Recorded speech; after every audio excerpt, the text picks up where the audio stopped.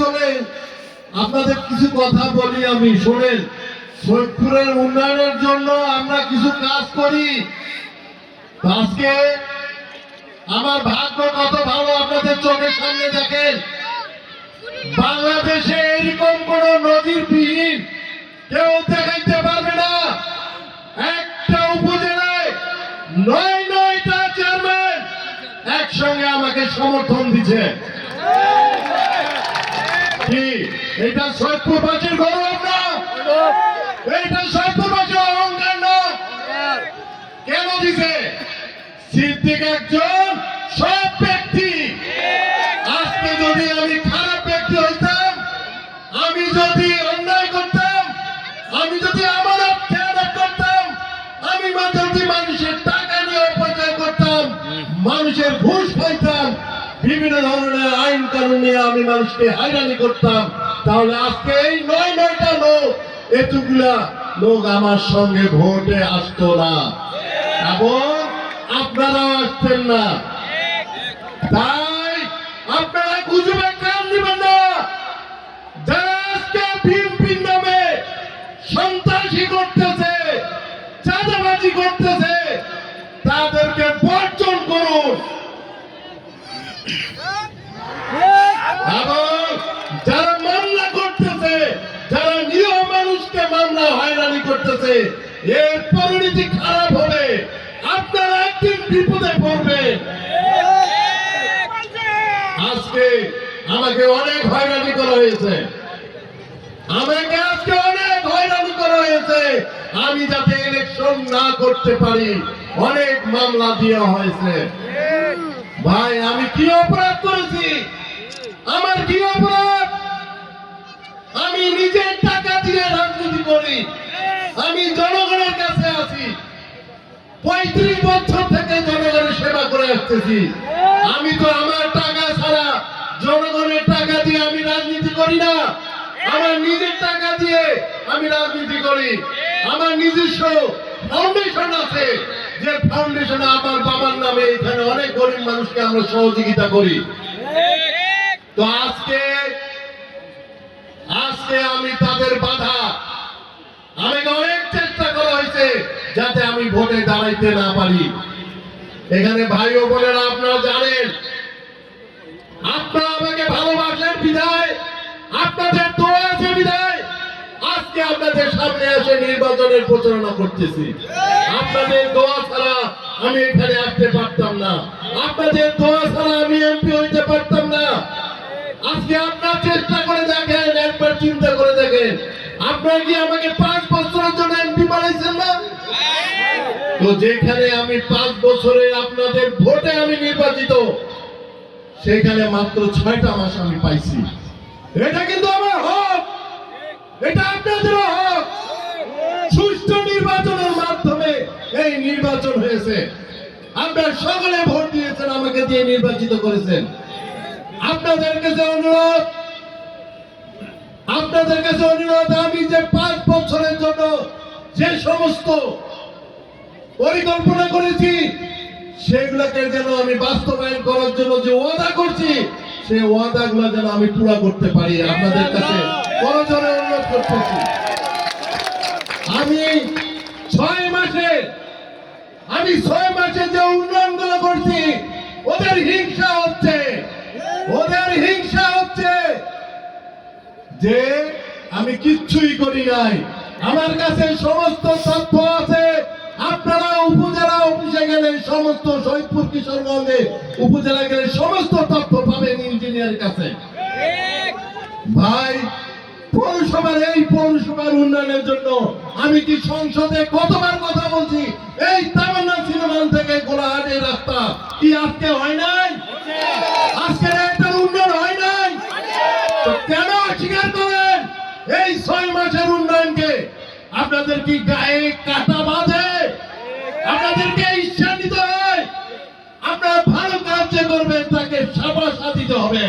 যে উন্নয়ন করবে তাকে শাবাশী দিতে হবে, এবং এলাকার মানুষকে যাতে আমি যেন সেবা করতে পারি, তার জন্য আমাকে আপনারা সহযোগিতা করতে হবে।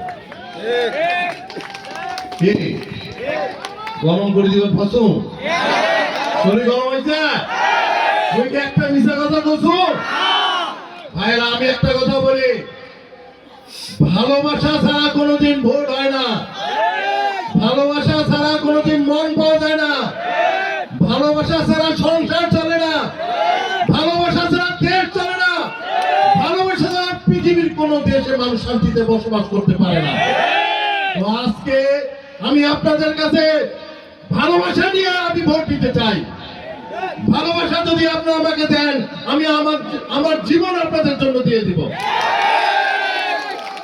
আমি ওই ব্যক্তিকে সতর্ক করে দিতে চাই যে নিরীহ মানুষকে ধমকি দেয় হ্যাঁ হিন্দু মানুষকে ধমকি দেন বাবাজি হ্যাঁ ভাই যে ব্যক্তিকে হিন্দু ব্যক্তিকে ধমক দিবে তার নাম আমাকে দিবেন আমি যদি 1 ঘন্টার মধ্যে তাকে অ্যারেস্ট করতে না পাই তাকে আমি 1 ঘন্টার মধ্যে তাকে অ্যারেস্ট করব যে ব্যক্তি হিন্দু ব্যক্তিকে ধমক দিবে সতর্ক হয়ে যান যে ইলেকশন এবার হবে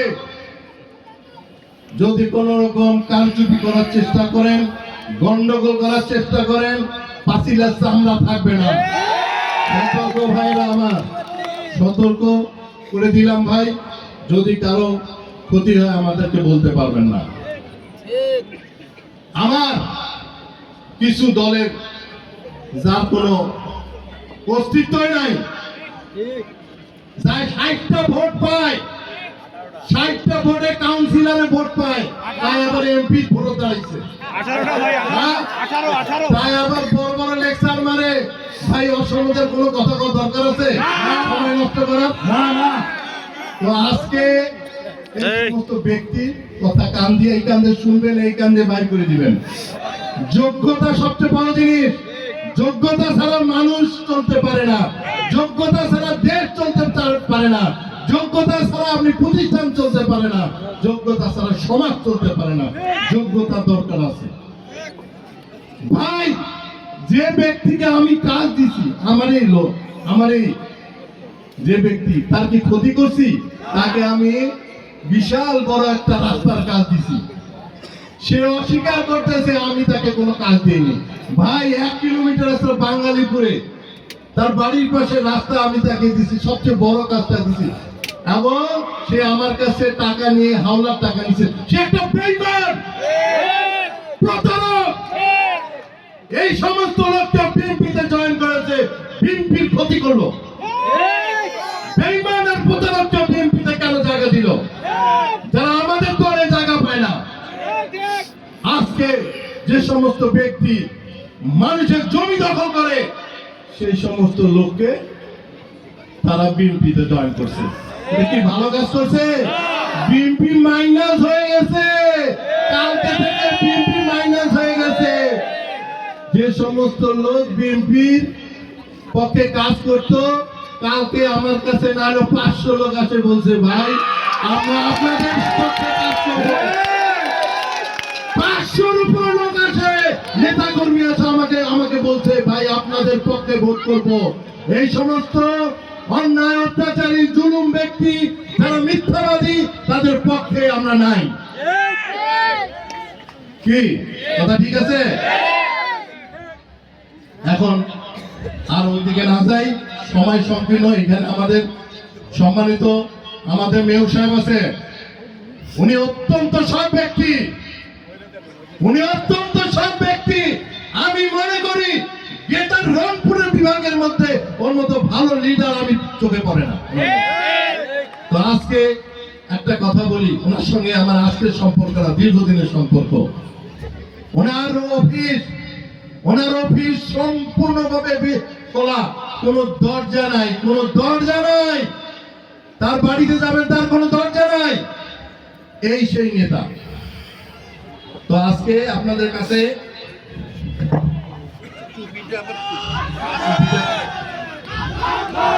আজকে আমি সৈয়দপুরের উন্নয়নের জন্য দুই একটা কথা বলি নামাজের সময় সংক্ষিপ্ত করি আমি সৈয়দপুরের রেলের যে উন্নয়ন রেলকে ঘিরে আমাদের আজকে রেলের যতটুক জমি আছে তার কিছু অংশ রেলকে লাগে, যতটুকু রেলকে লাগবে ততটুকু রেল ব্যবহার করবে।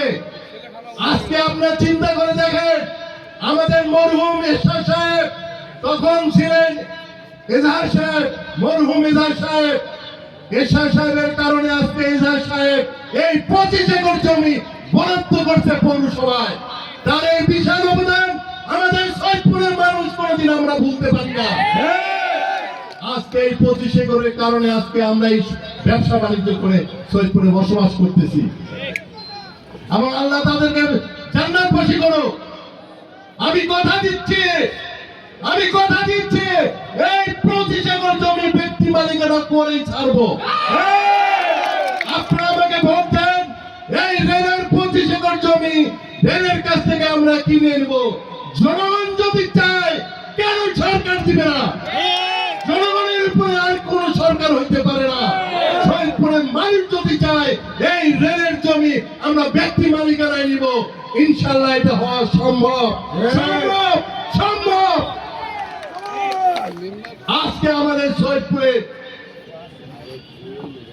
স্টেডিয়াম নাই, কি আছে? খেলা পরিবেশ আছে?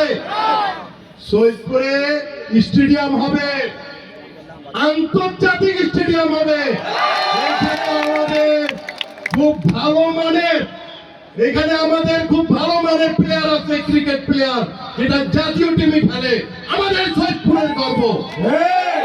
এবং সৈয়দপুরের ফুটবল টিম ওইখানে একটা বিশাল মাঠ আছে, আমরা মাঠ তৈরি করব, গ্যালারি হবে, গ্যালারি চতুর্পাশে হাঁটার ব্যবস্থা হবে এবং সৈয়দপুরে যে যানজট এটা আমি নিরসন করে ছাড়বো। এই সৈয়দপুর আর সৈয়দপুর থাকবে না, সৈয়দপুর হবে ইনশাআল্লাহ ঢাকার মতো, যে ওভারব্রিজ দিয়ে আপনারা যাওয়া আসা করবেন, সৈয়দপুর হবে, সৈয়দপুর চলবে। এবং ক্যাম্পবাসীদের দুঃখ দেখলে থাকা যায় না ভাই। আমি ক্যাম্পবাসীদের জন্য সেই সংসদে যেদিন থেকে উঠছি, আমি মনে হয় সংসদে যতবার কথা বলছি, যতবার কথা বলার সুযোগ পাইছি, আমার মনে হয় না এই সৈয়দপুর কিশোরগঞ্জের কোন এমপি এতবার কথা বলতে পারেনি। আজকে এই ক্যাম্পবাসীদের উন্নয়ন করতে হবে, ক্যাম্পবাসীর উন্নয়ন ইনশাআল্লাহ হবে এবং বহুতল ভবন হবে এবং গণপূর্ত বিভাগ থেকে অলরেডি অডিট করাইছি। কি অডিট হয় না ক্যাম্পবাসীদের? অবশ্যই ক্যাম্পবাসীদের ভাগ্য পরিবর্তনের জন্য এবং মানবিক যে সমস্ত চাহিদা আছে তাদেরকে আমাদের দিতে হবে, কারণ আমরা সৈয়দপুরে প্রচুর পরিমাণে ভ্যাট ট্যাক্স দেই। এই কারণে আপনাদের সৈয়দপুরে আর একটা জিনিস হবে, এটা কনফার্ম থাকে, সৈয়দপুরে একটা মেডিকেল কলেজ এবং হাসপাতাল হবে, যেটা সৈয়দপুর থেকে বাইরে। সৈয়দপুরের রেলের জমিতেই হবে, কিন্তু যেখানে কোনো বসত বাড়ি থাকবে না, যেখানে কোনো বসত বাড়ি থাকবে না সেইখানে হবে রেলের মেডিকেল এবং হাসপাতাল। সেটা আমি অনেক দূর কাজ আগায় নিয়ে গেছি, যদি আমি এতদিন থাকতাম ইনশাআল্লাহ ভিত্তি স্থাপন হয়ে যেত। সেটা হবে আমাদের সৈয়দপুর থেকে বাইরে, ওখানে জমির দরকার আছে 50 থেকে 100 একর জমি। আজকে অনেক কথা বলতে হয় কিন্তু সময় সংকীর্ণ। সৈয়দপুর শহরের রাস্তাঘাটের উন্নয়ন অবশ্যই হবে এবং শিক্ষা পরিবেশ আরো আমরা উন্নয়ন করব। সৈয়দপুরটা হলো শিক্ষা নগরী, সৈয়দপুরে আমরা একটা বিশ্ববিদ্যালয় স্থাপন করব, যেখানে আমাদের ছেলেমেয়ে থেকে ঢাকাতে যাইতে হবে না, চিটাগাং যাইতে হবে না, সৈয়দপুরে লেখাপড়া করবে। আমার ভাইরা, আমার বোনেরা, সময় কম। এখানে আমার চাচা আছে, আমি চাচা বলে ডাকি, ভাই বলে ডাকি, মনে করেন মুরব্বী হিসাবে ডাকি, ওনার বক্তব্য শোনার দরকার আছে।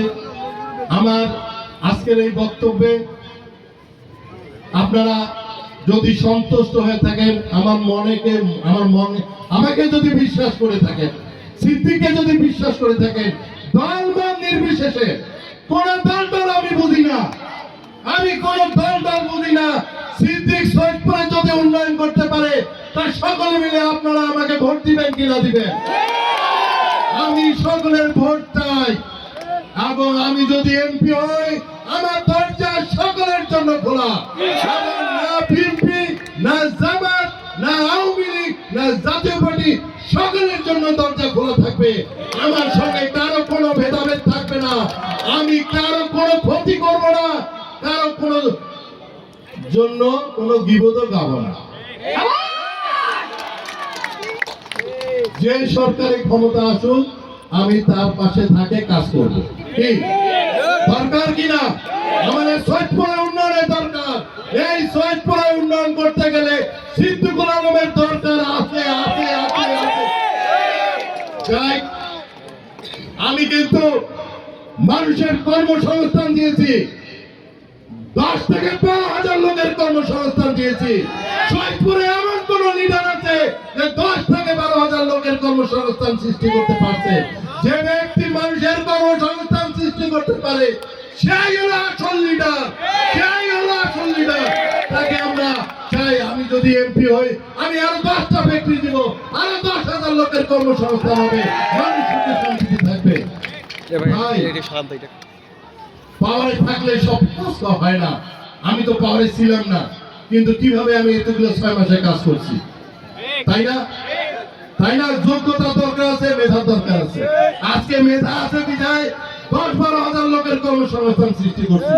আমি করজোরে অনুরোধ করতেছি সকল ভাই বোনদেরকে, অনুরোধ করতেছি আমাকে এই 5 বছরের জন্য এই ইলেকশনটাতে আপনাদের যে ভোট দিচ্ছেন, আপনারা আমাকে আরেকবার ভোট দিয়ে এই এলাকার ডেভেলপমেন্ট কাকে বলে আমি দেখাই দিয়ে আপনাদের কাছে আসবো না, আসবো না।